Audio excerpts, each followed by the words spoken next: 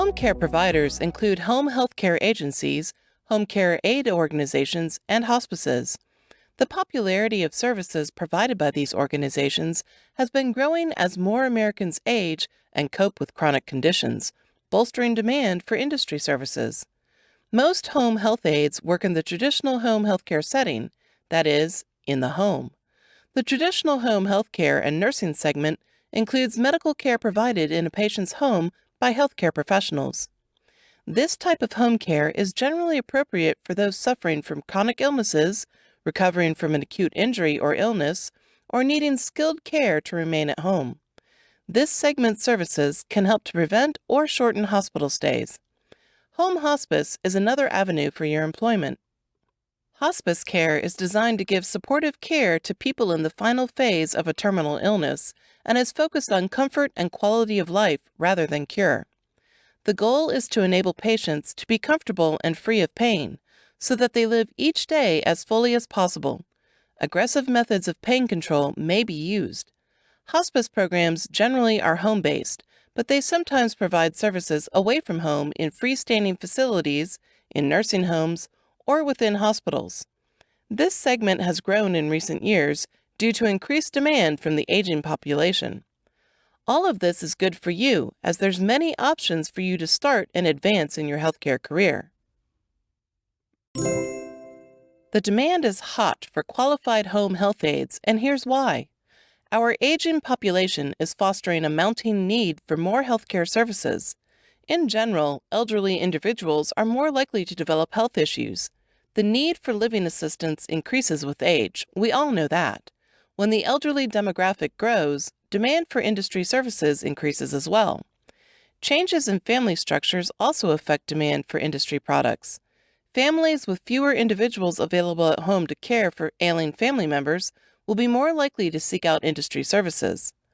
Consumer awareness and interest in home health services and preferences among patients for being treated in their own homes also affect demand for home health care.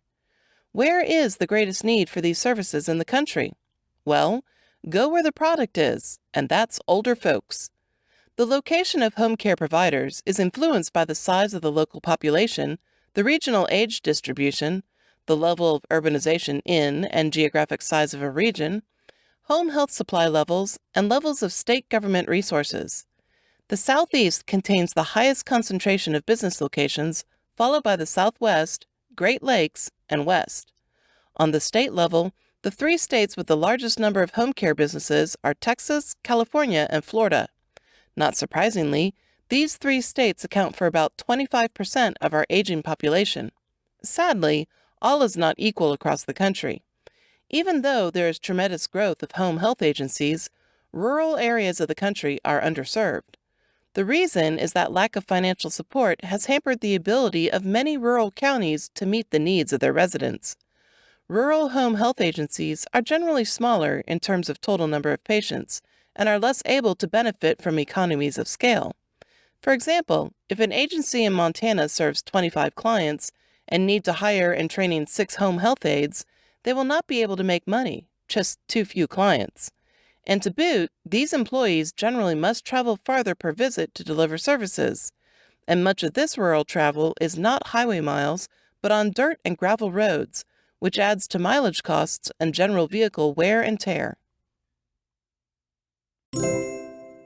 Do I need an employer, or can I work on my own, or freelancing? Some experienced home health aides eventually choose to go out on their own. Working independently has certain advantages worth considering, but it's not for everyone. You might be well suited for freelancing if you prefer the freedom of determining your own workload, are self-disciplined, and can manage your own time. The biggest benefit from freelancing is the increased earnings. When you work for an agency or any other employer rather than directly for a patient, your employer is naturally going to take part of the fee.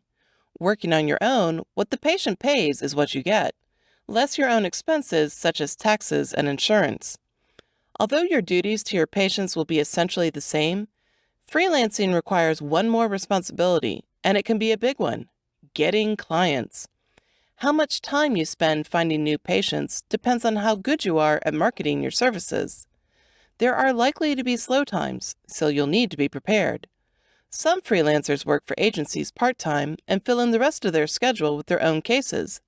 Not all agencies allow this, so you'll have to check your employer's policy before you try it. In addition to finding clients, you will need to set up and maintain billing and arrange your own work schedule. You will be working without the affiliation of an agency and without direct supervision. Self-management skills are mandatory. If you're capable of directing yourself and managing your time effectively, have organizational skills, and pay attention to details, you could be a successful freelance home health aide. Where you'll be working. There's employment for home health aides with hospitals, health agencies, visiting nurse associations, public health organizations, community centers, patients and/or their families, residential care facilities, and temporary employment agencies. Home care agencies are the biggest employer, and you'll find them the best bet as you start.